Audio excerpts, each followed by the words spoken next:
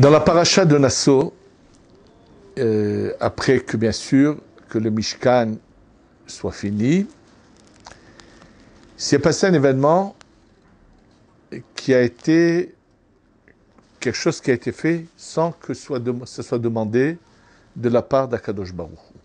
La paracha de Nassau nous raconte que les Nessiim, donc les princes des tribus, ont voulu emmener en offrande 6 charrettes sur lesquelles seraient posées lorsqu'on défait le Mishkan, donc tous ces poutres énormes de bois seraient posées dessus. Réellement, on va voir que les charrettes vont servir à une partie seulement, pas à tout.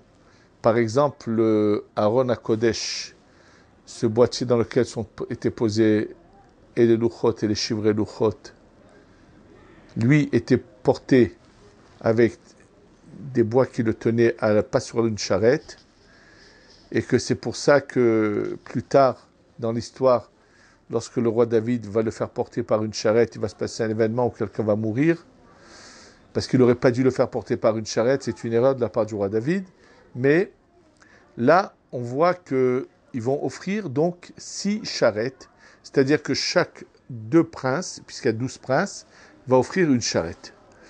C'est quelque chose que Dieu n'a pas demandé, et comprendre comment se fait-il qu'ils ont eu cette idée, si ce n'était pas prévu, qu'est-ce qui devait se passer, pourquoi tout d'un coup ça oui a été accepté, et qu'est-ce qu'il y aurait eu s'il n'y avait pas eu cette charrette.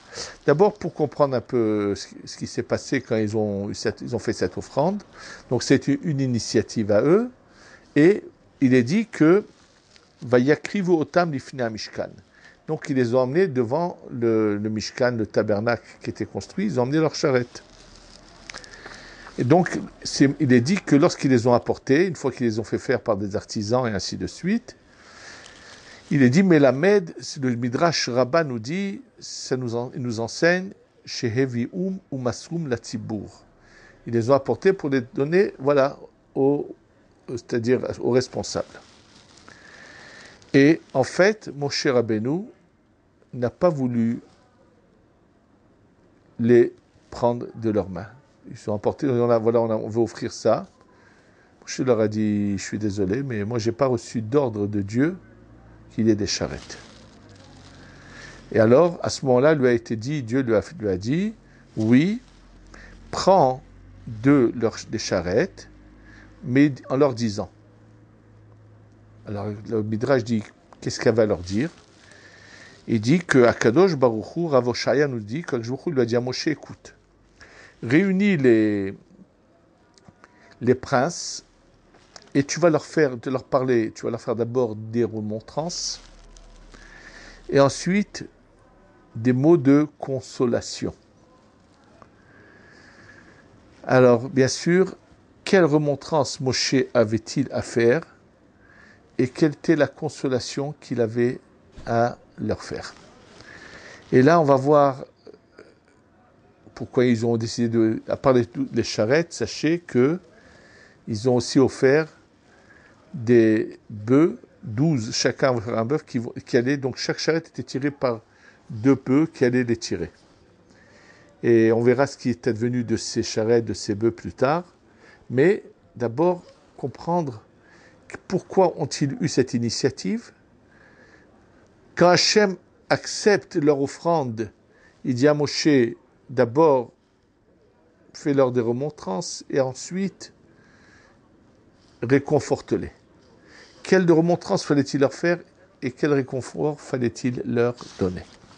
Alors bien sûr, pour répondre à ces questions, on va devoir voir ensemble, Be'ezrat Hashem, le Midrash un peu avant. C'est dans le Midrash Rabbah, sur Bamidbar, pour ceux qui voudraient le voir à l'intérieur, Parasha Yudbet, et doivent commencer à lire à partir de la Piska Tetzaïn, donc à partir du numéro 16, 17, 18 et 19 et 20. Donc à partir de la Piska Tetzaïn, que je vais vous lire maintenant, lire le Midrash, c'est bien sûr plus qu'intéressant, mais on va le voir ensemble. Raconte le Midrash que pourquoi tout d'un coup, lorsque le Mishkan est fini, ils se dépêchent d'apporter ses charrettes et de venir emmener leurs offrandes, puisqu'on va voir tout de suite qu'après ils vont emmener chacun une offrande. Il dit parce qu'en fait, ce qui s'est passé, c'est lorsque Moshe avait dit au nom de Dieu que tout celui qui a mon cœur, Kol Nediv Lev, tout celui qui a le cœur généreux, qu'il emmène ce qu'il veut pour la construction du Mishkan, pour la fabrication du Mishkan.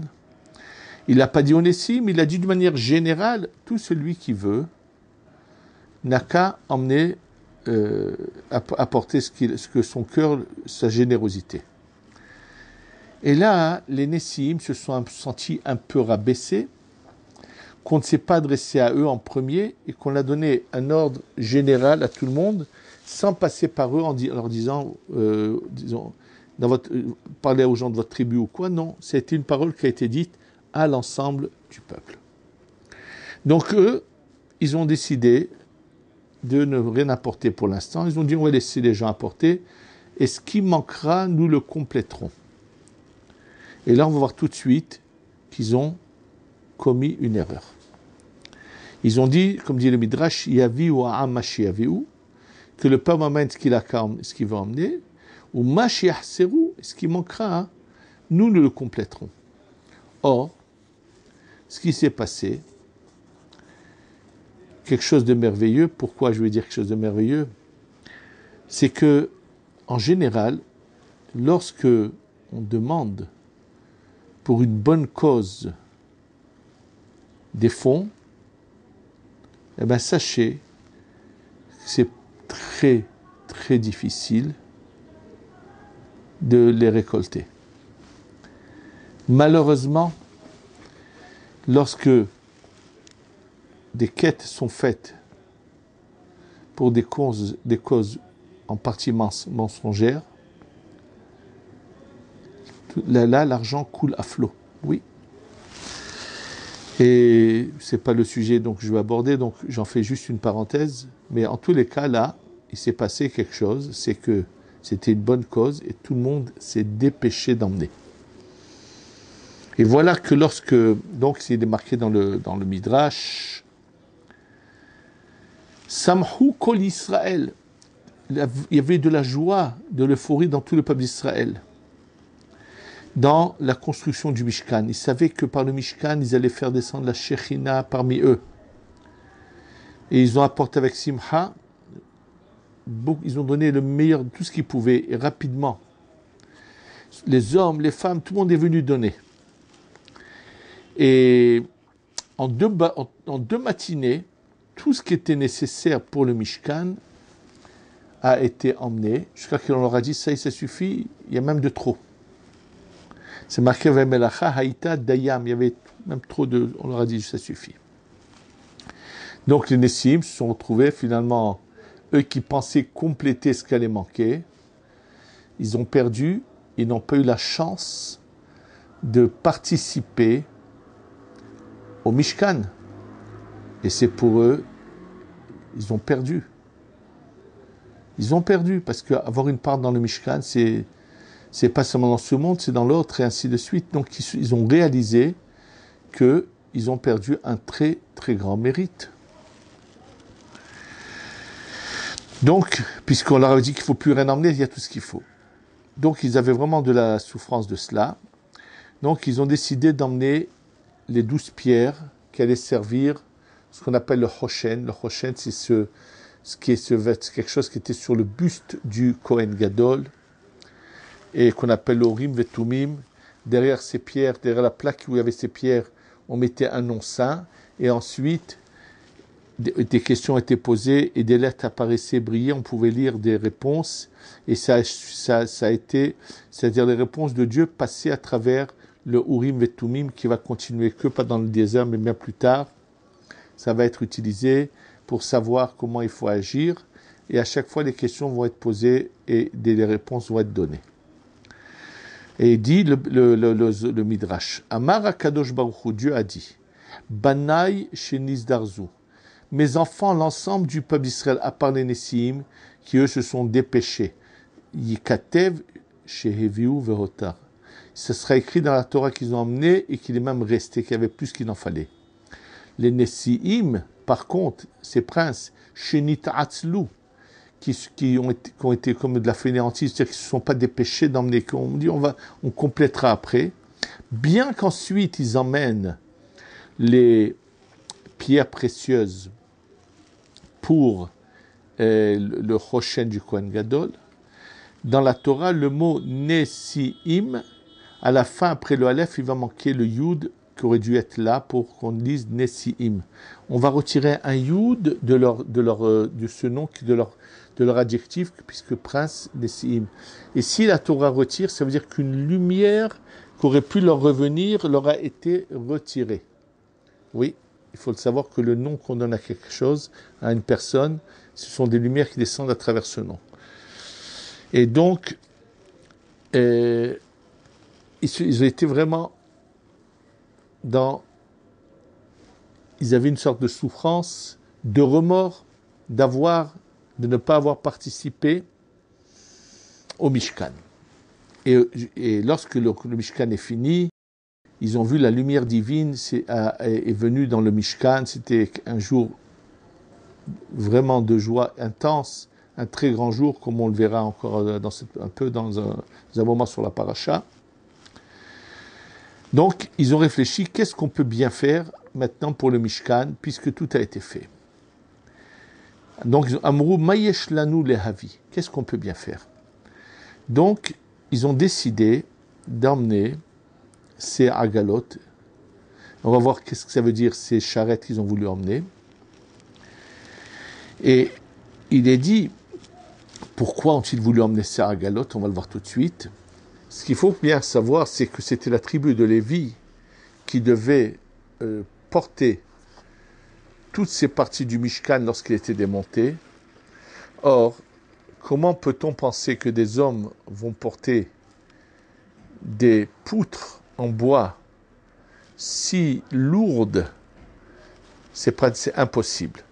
Simplement, même le Aaron Kodesh, c'était pas les Lévi'im qui le portaient, ils faisaient le geste et c'était le Aaron qui les portait. C'est-à-dire qu'il y avait un miracle. Alors, le miracle allait être pour tout l'ensemble des poutres, des objets du Mishkan. Et eux, en donnant ces charrettes-là, de toutes les façons, même avec les charrettes, ça serait miraculeux parce que c'était des tonnes et que des charrettes n'auraient jamais pu supporter, elles auraient normalement dû se casser. Et surtout tirer de si grosses quantités avec des bœufs, c'est sûr que c'est un miracle aussi. En tous les cas, on va essayer de comprendre pourquoi ils ont eu l'idée d'emmener ces charrettes, et au nombre de 6. Qui leur a donné cette idée-là, dit le Midrash? C'est la tribu de Yissachar qui leur a donné l'idée. La tribu de Yissachar, c'est les Kolelman du peuple d'Israël. C'est ceux qui passent leur temps à étudier la Torah, et c'est eux qui ont donné cette idée aux Nessiim. Ça veut dire que la tribu de Yissachar qui est attachée à la Torah a compris, a deviné à travers ce qu'on va voir tout de suite, que le meilleur moyen de réparer l'erreur qu'ils ont fait de ne pas avoir emmené pour le Mishkan quoi que ce soit, c'est de donner ces agalot. Et en fait, qu'est-ce qu'il est dit? Pourquoi ils leur ont donné cette idée? Amrou lahem, ils leur ont dit, Mishkan she'asitem, le Mishkan que vous avez fait, Poreyahu be'advir. Il vole dans les airs. Ça veut dire qu'en fait, comme je vous l'ai déjà dit, c'est pas les gens qui portaient ce poids, mais c'est au contraire, ça allait tout seul. On avait juste l'impression que les gens le portent. Et ils leur disent, et là, itnadvu agalot, donc offrez des agalot qui vont porter les objets. Et donc ça a été la consolation qu'ont eu les Nessiim pour réparer leur erreur. Alors en quoi ces agalot allaient être une consolation, allaient les aider à réparer leurs erreurs. En fait, puis surtout qu'il y avait un miracle, puisque les objets se portaient tout seuls pratiquement. En fait, l'erreur qu'ils ont commise au départ est la suivante. Il est dit sur Yissachar, pourquoi il devient la tribu qui est la matière grise, qui va être le Sanhédrin, va devenir en grande partie de la tribu de Yissachar, parce que Yissachar dans ses gènes, a transmis à sa descendance cette envie de se soumettre et de porter le joug divin de tout cœur, de se donner à l'étude de la Torah avec vraiment cœur et âme. Ceux qui n'ont jamais fait cela, qui ne sont jamais assis, étudiés pendant des heures, ne pourront jamais comprendre quel effort fait ce Ben Torah, cet homme de Torah qui se passe son temps à étudier. Je invite tous ceux qui n'ont jamais fait ça à essayer de le faire. Ils verront qu'après 1 heure, ils auront du mal à continuer.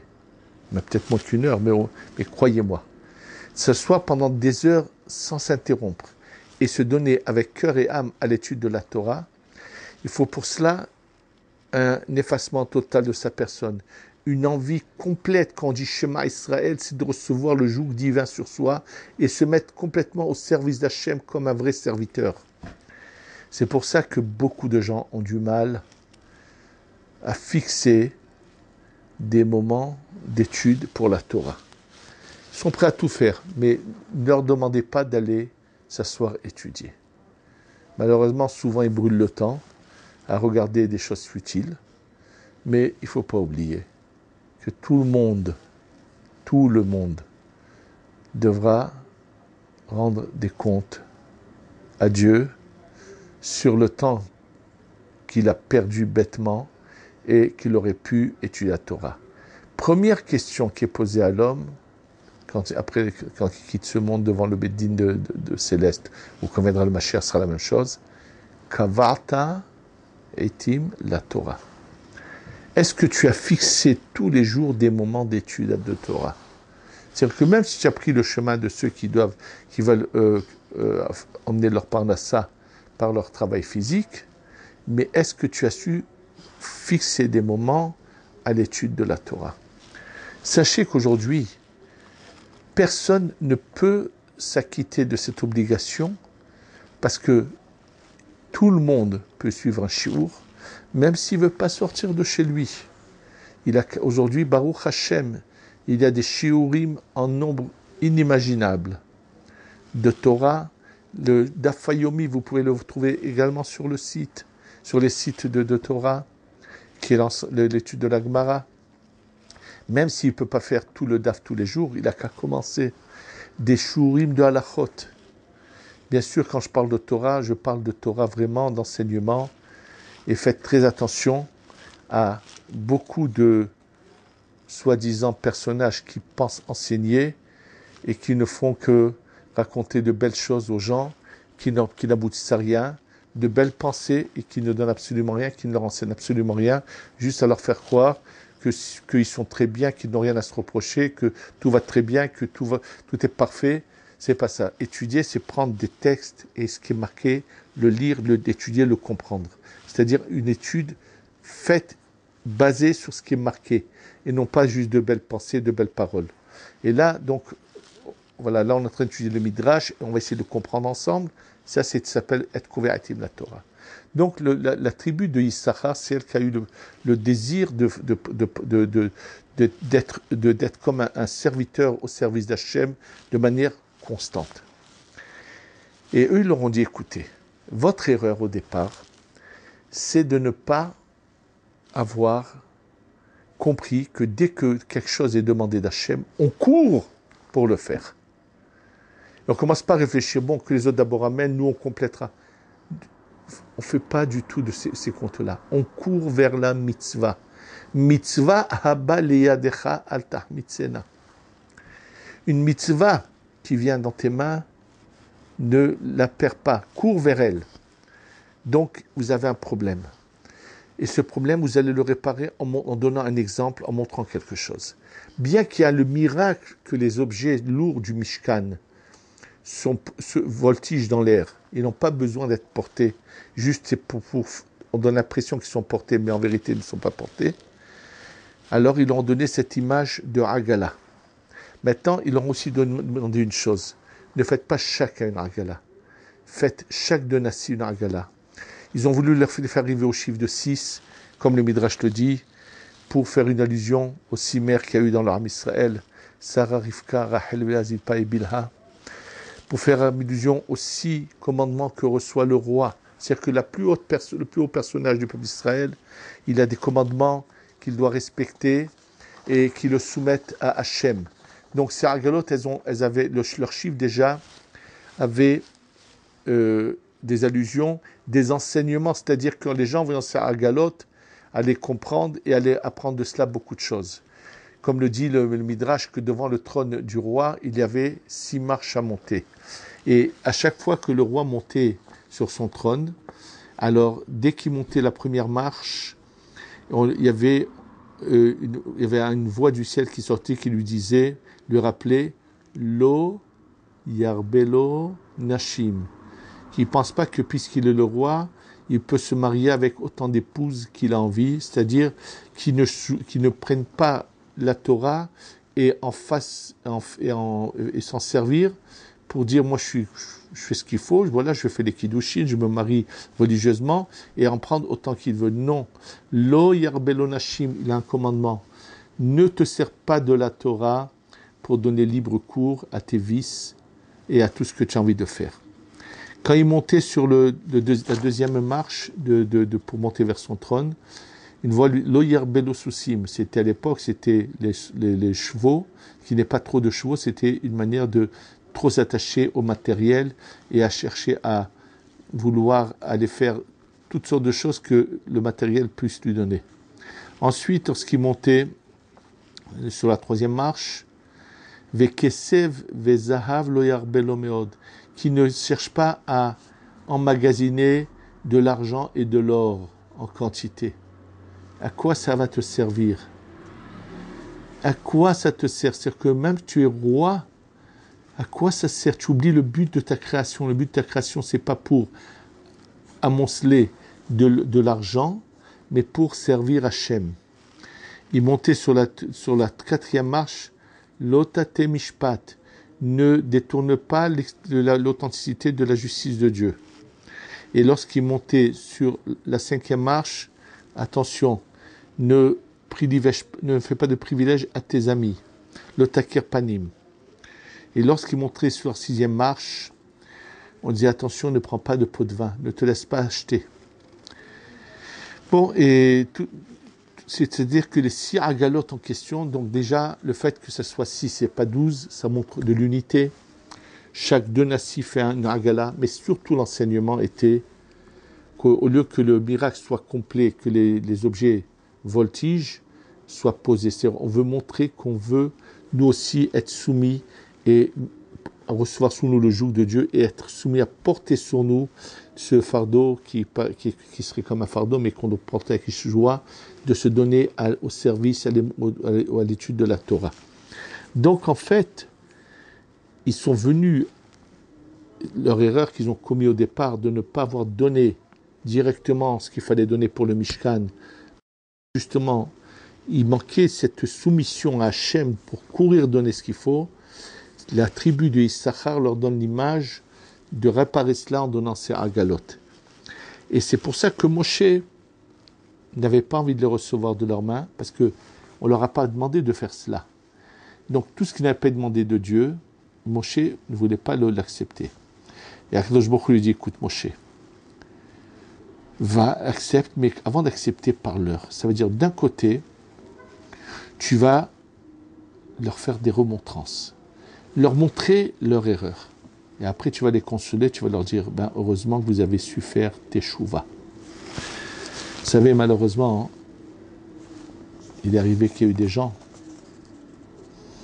au moment où ils avaient beaucoup d'argent, ils n'ont pas su faire avec de la tzedaka. Et c'est qu'après qu'il sont arrivés de dures épreuves, qu'il se réveille. Ce n'est pas le cas de tous, Chas v'Shalom, puis j'en connais qui, même quand ils ont donné, malgré tout, ils ont après, on ne connaît pas les raisons de Dieu de ce qu'il fait, mais je veux juste dire que souvent, dans beaucoup de cas, il se passe la chose suivante. Donc là, Moshe, avant de recevoir sa Hagalot, puisqu'ils ont fait, c'était pour une réparation, une vraie teshuva, un vrai repentir, donc il devait les accepter, mais d'abord il fallait leur parler, leur faire prendre conscience de leur erreur, et ça allait se répandre, que tout le monde prenne conscience qu'il ne faut plus faire cette erreur qu'ont fait les Nessim. Lorsqu'il y a une mitzvah, il faut courir vers la mitzvah. D'ailleurs, je voudrais au passage dire que la semaine dernière, j'avais dit à la fin du cours que cette semaine, ce sera Rosh Chodesh et qu'il fallait tous ceux qui pourraient un peu aider à ce qu'on paye nos Avrechim. Je voudrais d'abord remercier ceux qui ont répondu et dire à ceux qui n'ont pas répondu, je ne les juge pas, Chas v'Shalom, mais leur dire que même celui qui n'a pas de grands moyens, même avec des petits moyens, que courir quand il y a une mitzvah comme cela, prendre une part au Limud Torah, c'est une offre que Dieu vous envoie, un cadeau que Dieu vous envoie, il ne faut jamais le rater. Donc tous ceux qui ne l'ont pas encore fait, qui prennent conscience que c'est pour eux un mérite. De toutes les façons, je vous assure, on le voit tous les mois, que quoi qu'il en soit, les choses se passeront comme elles doivent se passer. Et je l'ai vu tout récemment, avant Pessah, chaque année, on achète, Baruch Hashem, un grand nombre de denrées pour distribuer à beaucoup de familles, pas seulement du collège, extérieur aussi. Il y avait quelqu'un de Chicago qui avait l'habitude régulièrement de nous aider et qui a eu un problème. Et cette année, il n'a pas du tout participé donc à ce qu'il avait l'habitude. Et voilà que cette année, je reçois un appel de quelqu'un que je n'avais pas entendu pendant des années et des années, qui tout d'un coup, avant Pessah, m'appelle et me dit « Et qu'est-ce qui se passe pour Pessah ?» Alors j'ai vu vraiment la main de Dieu. La même somme que j'avais reçue il y a 1 an de cette personne de Chicago m'a été donnée par une autre personne, et le même chiffre exact. C'est pour tout simplement, qu'est-ce que Dieu a voulu montrer par cela? C'est évident que c'est lui qui donne. Simplement, qui va mériter d'être son intermédiaire? Et c'est ça ce que Moshe Rabbeinu d'abord va faire comme remontrance. Dieu lui dit, c'est vrai, tu vas accepter la Hagalot, mais d'abord, parle-leur. Divrei kevushim, ça veut dire, va leur faire des remontrances, montre leur erreur, pour étant qu'une assis, ils sachent donner le bon exemple à leur tribu. Et après, tu vas les consoler, puisqu'ils ont fait teshuva. Et en fait, c'est donc dans toute cette image-là, voilà ce qu'il y a à apprendre. Et ce qu'il y a de très intéressant, qui continue le Midrash à dire, le Midrash dit que, donc, lorsque, bien sûr, Akadosh Baruch, Moshe craignait que, qu'on appelle ça, ne voulait pas jusqu'à que Dieu lui a dit d'accord, et il dit le Midrash, Vaya Moshe mityare ve'omer. Et Moshe craignait et disait, peut-être une des Hagalot, une de ces charrettes va se casser, ou bien un de ces bœufs qui tirent, ces charrettes va mourir. Et donc, il va se retrouver que le korban, ce qu'ils ont emmené les Nessim, et Passou n'a pas tenu. Akadosh Baruch Hu lui répond, Vaya la'avod et avodat moed, Nitanaim avaya, ça veut dire que Vehaya, ils vont rester, Dieu lui dit ils vont rester. Et ce qui est incroyable, c'est que ces bœufs ont vécu à peu près 500 ans. Ils ont été emmenés en sacrifice au temple qu'a construit Shlomo HaMelech. C'est-à-dire, il s'est passé un miracle. Ces bœufs sont restés les mêmes. Ils ont été gardés. Et ils ont finalement servi à une cause incroyable. Et comment on appelle ça? Et les charrettes ne se sont jamais abîmées. Il dit, le Midrash continue, il dit, Va'alo hadvarim kal vachomer. Ce qu'on nous enseigne ici, c'est ta plus forte raison. Quoi? Ma ima agalot. Des charrettes qui sont en bois, en matière, Shenit beku bemlachat el moed, qui se sont attachés au service du tabernacle, elles ont eu une existence qu'elles sont restées pour toujours.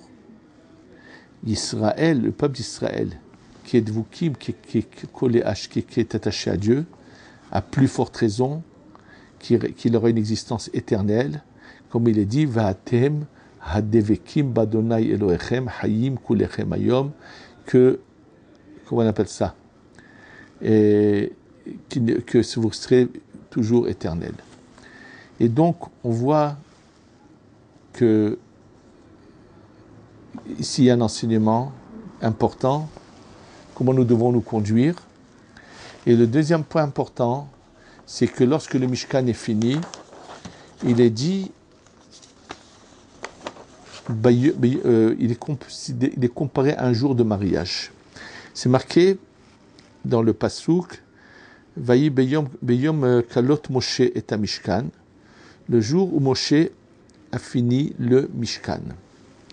Et là, dans le Midrash, dans le Zohar, on nous dit que le mot kalot veut dire, le kalot c'est finir quelque chose. Et là, le mot kalot, dans le Passouk, il est marqué Kaf, Lamed, Vav, Tav.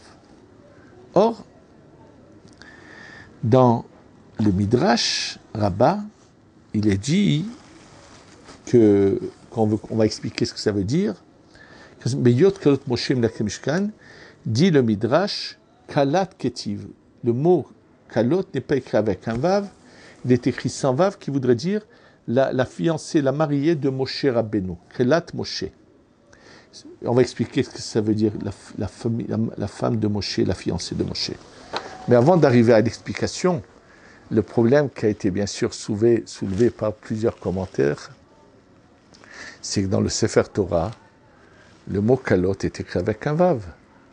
Donc comment le Midrash nous dit qu'il y a ici une allusion à la mariée, à la fiancée de Moshe, puisque en disant que le mot kalot est marqué sans vav, qui pourrait le dire kalat Moshe, la kala de Moshe. Et la réponse, bien sûr, qui est donnée par Rabbi Chaim Vital, par la Kabbalah, le Pshat n'a pas de réponse, il n'y a que la Kabbalah qui a une réponse à cela, c'est que la Torah, la manière dont les lettres s'unissent, dépend de tous les niveaux, de tous les mondes. Chez nous, dans notre monde bas ici, en matière, nous avons cette formule qui est écrite avec un vav. Mais dans les mondes supérieurs, ce même mot est écrit différemment. Pourquoi y a-t-il une différence entre le monde supérieur? C'est que le vav est mis ailleurs et non pas dans ce mot. Parce que tout simplement, comme on veut faire allusion à quoi? Que Moshe, de son vivant, est sorti de la matière dans laquelle son corps se trouvait et est monté à l'étape au-dessus et il s'est uni à la malchoute de la Hatzilut. Vous savez que la lumière divine descend de niveau en niveau. Nos âmes sont sorties de ce qu'on appelle la Tiferet et la malchoute, des deux derniers luminaires du monde de la Hatzilut qui sont masculins et féminins, qu'on appelle Tiferet et malchoute. De là sont sorties nos âmes. Et au-dessus de Tiferet et malchoute, il y a Chochma et Bina. Et il y a des neshamot de tzadikim qui sortent de la Chochma et Bina, qui deviennent comme des frères de la Tiferet et de la malchoute, mais qui passent par eux pour descendre. Et Moshe, quand il quitte sa femme sur terre, il ne s'approche plus d'elle, tout simplement c'est parce qu'il est devenu spirituel. Et il va vivre une vie d'union d'un couple, mais à un niveau spirituel. La Shekhinah va devenir son épouse. Et c'est à ça que fait allusion le Midrash. Un tel niveau est inimaginable, mais c'est le sacrifice, l'effort, le labeur de Moshe qui le fait arriver à tout cela. Et donc on peut comprendre pourquoi Moshe a une réticence à vouloir prendre ce que les Nessim emmènent. Parce qu'il sait qu'ils ont d'abord au départ fait l'erreur de ne pas avoir couru pour donner. Et donc, si c'était pas Hachem qui a dit oui, mais ils ont fait teshuva, ils ont du regret, ils veulent se repentir, ils veulent se racheter par cela, Moshe ne voulait pas. C'est qu'Hachem lui dise oui, tu peux prendre, ils ont du regret, ils ont compris leur erreur. Je crois qu'il y a ici un enseignement fabuleux, magnifique. Que lorsqu'une mitzvah se présente, ne la ratez jamais. Et croyez-moi, quand on vous demande, je pense que tout le monde a au moins en Israël un shekel et en France au moins 1 euro, ou en Amérique même 1 dollar, et le donner. Juste pour ne pas rater l'opportunité d'être dans la mitzvah. Qu'Hachem nous aide à ne jamais avoir de fainéantisme, d'être toujours prêt à courir vers la Torah et les mitzvot, qu'on ne gâche pas notre vie, qu'on ne rate pas notre mission, qu'on fasse ce qu'Hachem attend de nous.